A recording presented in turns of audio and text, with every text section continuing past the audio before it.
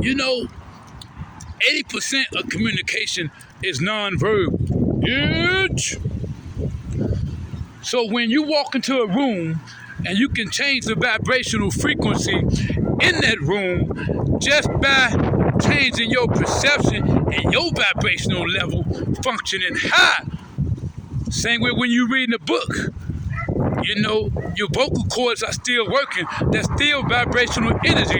It's the same way you can stop a moho and stop his mo red ass from backdooring your ass and setting you up. It's the same damn energy.